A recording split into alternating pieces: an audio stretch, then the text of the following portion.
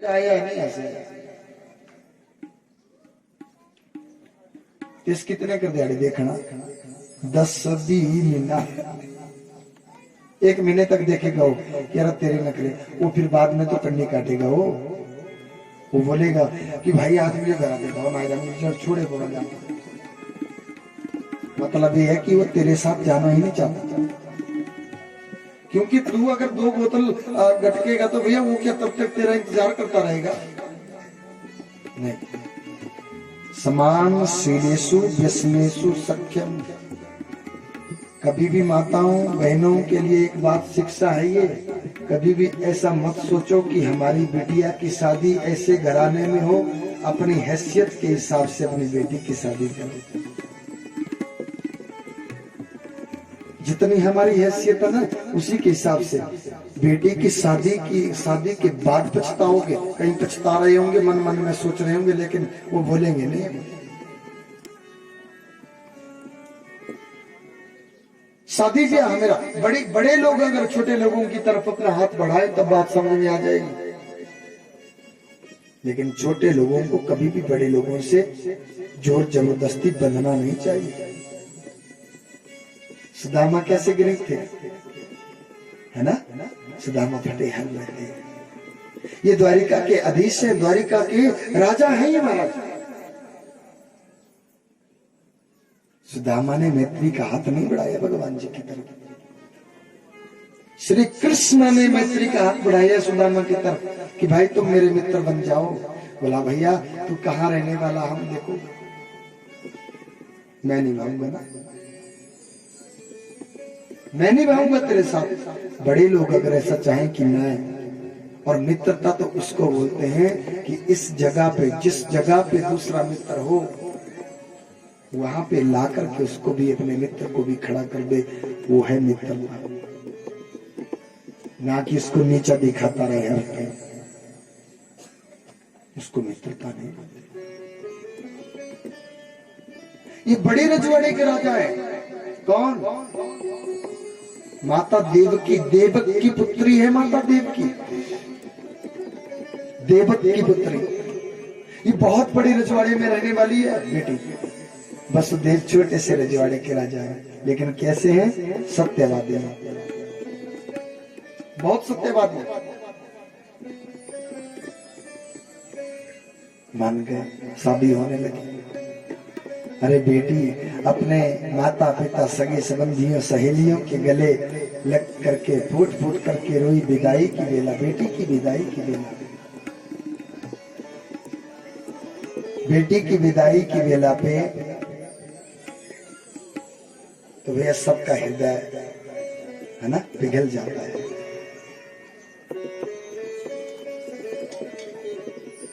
रही बात हमारी, मैं 1-2 विवाह में गया और बेटी की विदाई हो रही थी, माता की तरफ मेरी नजर गई, मेरे को रोना आ गया, मैं रोने लग गया। वो बोले कि क्रोध बीज लग रहा रोना, बेटी की विदाई की बेला है। बहुत रोई माता, बहुत रोई, बहुत रोई, और बहुत सारा धन दौलत दिया बेटी को ध्यान देना। कोई पिता ऐसे नहीं चाहता कि मेरी बेटी खाली हाथ में विदा करो। दहेज प्रथा बुरी नहीं है, दहेज प्रथा, दहेज मांगना बुरी बात है, लेकिन दहेज प्रथा बुरी नहीं है। कोई पिता अपनी बेटी को खाली हाथ नहीं विदा करता। बताओ कौन पिता ऐसा है जो अपनी बेटी को खाली हाथ विदा कर देता है? अरे शादी ब्याह की बेला पे तो देता ही देता है, लेकिन आगे पीछे भी बेटी जब जब अपने मायके में आएगी ना,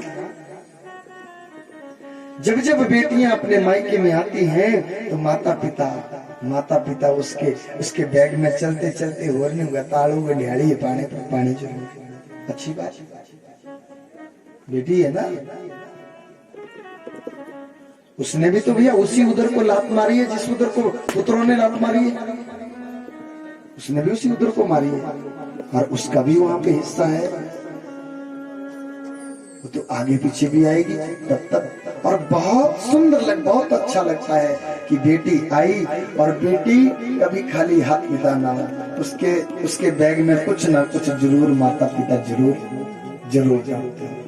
दहेज प्रथा बुरी नहीं, बहुत सब धन दौलत दिया गया, सेवा के लिए अप्सराएं भेज दी गई, सेवा के लिए मतलब उनकी सेवा के लिए, और जितनी भी सगी सहेलियां थी उनको भेज दिया गया, दहेज में दे दी। हाथी घोड़े जवाहरात बहुत कुछ दिया गया। आधे रास्ते में भी पहुंची थी बारात, तब तक ऊपर से आकाशवाणी हो गई, अस्याम तमस्तमो गर्भहंतायाम ते उदारे दुष्ट कंस। जिस देवकी को तू अपने उसके पिया के घर में छोड़ने जा रहा है ना, उसकी 7वीं 8वीं संतान तेरी मृत्यु का कारण होगी। कौन हो तुम? देवता। कंस को लगा कि देवता तो झूठ बोलते नहीं। एकदम से देवकी को केसों से पकड़ा, म्यान से तलवार निकाली और माता देवकी के गले पे रख दी। मार ना रहेगा बांस, ना बजेगी। देवकी को जो मार दिया एकदम से। वसुदेव जी आए, बुला रहे, महाराज क्या किए जा रहे हो? क्यों पाप के भागीदार बन रहे हो? क्यों पाप के भागीदार बन रहे हो? 8वीं संतान, मेरे जितनी संतान होगी महाराज, मैं आपके सपोर्ट करता रहूंगा, आपके पास लाता रहूंगा। आपकी इच्छा होगी मार देना, आपकी इच्छा होगी छोड़ देना। उनको मालूम है, उनको ये मालूम है कि अरे देवकी ये बिल्कुल सत्यवादी है, ये झूठ नहीं बोलते, छोड़ दी। लेकिन वो माहौल नहीं बचा था एक, जो एक बेटी के शादी ब्याह का जो माहौल होता है वो नहीं बचा था। छोड़ दी। साल भर के बाद एक पुत्र को जन्म दिया। बच्चे का नाम रखा गया कीर्तिमन। क्या नाम रखा गया? कीर्तिमन। माता देवकी अपने बालक को बक्सतल का दूध पिला रही है। गोदी से छीन लिया वसुदेव जी ने, बोला देवकी इसमें अपनी ममता को मत गाड़ो, ये हमारा पुत्र नहीं है, ये तो उसके पास देना, उस दुष्ट के हाथों में छोड़ देगा। कि अरे ले गए उसको कंस के पास। कंस ने बोला आ गए, हो गई? बोला हाँ हो गई। अरे देवकी, माता देवकी बहुत चीखती चिल्लाती रही, बोला इसको रज करके दूध तो पी लेने दो महाराज। बोला देवी इसमें अपनी ममता को मत बनाओ, मत बांधो अपनी ममता को। छोड़ दिया, भेज दिया। पीछे से गए नारद ऋषि। नारद ऋषि ने बोला देवताओं की गिनती है, ये पहला भी 8वां हो सकता है, 8वां भी 8वां हो सकता है, कोई भी 8वां हो सकता है महाराज। ये देवता बहुत चालाक है। और एकदम से देवकी और वसुदेव जी को बुलाया और हाथों में हथकड़ी, पांव में बेड़ी डाल दी और माता देवकी और वसुदेव जी के सामने बच्चे को दोनों टांगों से पकड़ा और चट्टान के ऊपर जोर से पटका, जोर से पटक दिया। खून के धब्बे नहीं धोने दिए गए, खून के धब्बे तक नहीं धोने दिए। अपनी मर्जी के बिना वो श्वास भी नहीं ले सकते थे। क्या इच्छा क्या थी? प्रभु को पाने की, भगवान जी को पाने की इच्छा। अगर उसने 1 2 3 4 5 6 पुत्रों को वैसे टांगों से पटक करके चट्टान के ऊपर मार दिया सबको। अरे मांस के धब्बों और खून के धब्बों को नहीं धोने देता था वो दुष्ट, कि देवकी विस्मृत हो जाए, देवकी बच्चों को जन्म देने के काबिल ही न रहे। 7वें में भगवान मेरे शेष आए, शेष अवतार भगवान। गच्छ देवी ब्रजम भद्रे गोपीनाम अलंकृतम। अरे देवी जाओ, ब्रज में जाओ। मेरी माता रोहिणी है, मेरी माता देवकी की कोख से इस बालक को आकर्षित करके, खींच करके माता रोहिणी के गर्भ में स्थापित कर दो। मुझे क्या मिलेगा? मेरे से पहले तुम्हारी पूजा की जाएगी देवी, मेरे से ज्यादा तुम्हारे भक्त होंगे कलयुग में। तुम ये काम करो। माता ने काम किया। 8वें में मेरे भगवान आए। जब मेरे भगवान 8वें में आए तो मानो सकल सुख संपत्ति छाई, सकल लोक पूरी पृथ्वी में मानो सुख संपत्ति। काल ने अपनी क्रूरता तक छोड़ दी थी। 8वें में आने की अनुभूति माता देवकी भगवान जी को, अरे अपने पुत्र को पुकारती रहती कि भगवान को पुकारती रहती कि इस दुष्ट का विनाश कब होगा। इसने मेरे बच्चों को, एक बच्चा भी मेरी गोदी में नहीं रहने दिया। माता देवकी की बहुत दयनीय दशा है, बामरी हो गई है। भागवत में लिखा है कि माता देवकी बामरी हो गई।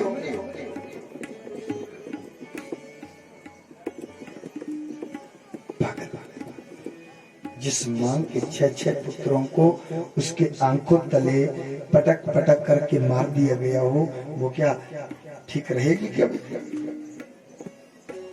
नहीं रहेगी। हमें एक इतना सा दुख होता है, हम जीवन भर उसी दुख के सहारे, उसी दुख के लिए रोते रहते हैं। माता देवकी के लिए देखो, और हम कहते हैं कि भगवान हम दुखी, हम दुखी, हम दुखी।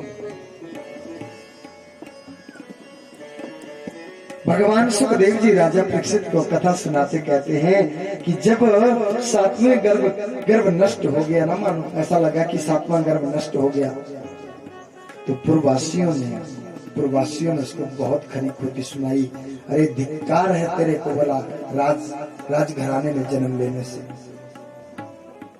अपने पिता को बंदी बना लिया उस दुष्ट ने, काल कोठरी में डाल दिया और अपने आप खुद ब खुद राजा बन गया। 8वें में मेरे भगवान आए तो मानो सकल सुख संपत्ति छाए। सत्यव्रतम सत्यश्च परम योनि त्रिसत्य सत्यश्च योनि निहितम च सत्ये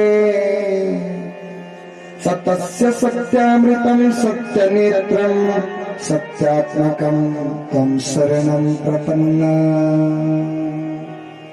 भगवान जी की आने की बारी, मेरे प्रभु आए तो मानो भगवान चतुर्भुज नारायण के रूप में आए। अर्थात सर्वगुणों काला परम शोभन। भगवान जी ऐसे शोभायमान होकर के चतुर्भुज नारायण शंख चक्र गदा पद्म लिए हुए आए माता देवकी और वसुदेव जी के सामने, और क्या कह रहे हैं? हे ऋषि जन्म जन्म क्षत्र सांतरिष्य घर तारकम। माता ने कहा बोला प्रभु आपने तो कहा था मैं पुत्र बन करके आऊंगा, आप तो पिता बन करके आए। अच्छा मुझे छोटे से बनना है। भगवान जी ने सब वृतांत सुनाया।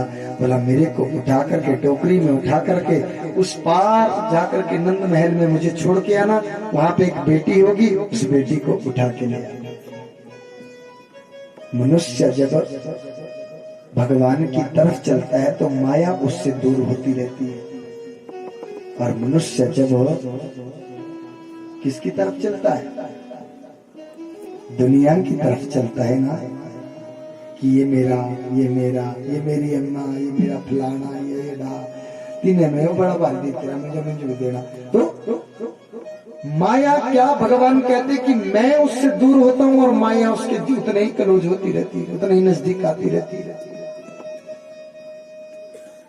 अरे वसुदेव जी भगवान जी की तरफ बढ़े, भगवान जी को पकड़ा, छोटे से नीलपुंज जैसे जब पकड़ा, वो हथकड़ी, वो बेड़ी, वो जंदे, वो ताले, वो पहरेदार, सब के सब। अरे अरे देखो तो देखो, भगवान जी को टोकरी में डाला और चल दिए महाराज, वहां से चल दी। काल ने अपनी क्रूरता छोड़ दी। भादो का महीना, भादो का महीना, कृष्ण पक्ष अष्टमी तिथि, बुधवार दिनम, ठीक मेरे कन्हैया का रात्रि के 12 बजे प्रकटोत्सव मनाया गया। बोलिए कृष्ण चंद्र बलदेव की। और भगवान जी का प्रकटोत्सव मनाया गया। भगवान जी को टोकरी में डाल करके ले गए। भादो के महीने में यमुना उफान का करके चलती है। यमुना कौन है? भगवान जी की पटरानी है। वो चाह रही है कि मैं उनके गरावड़े पैर छुए लूं। लेकिन ये तो बड़े बढ़िया कड़ीरे बना।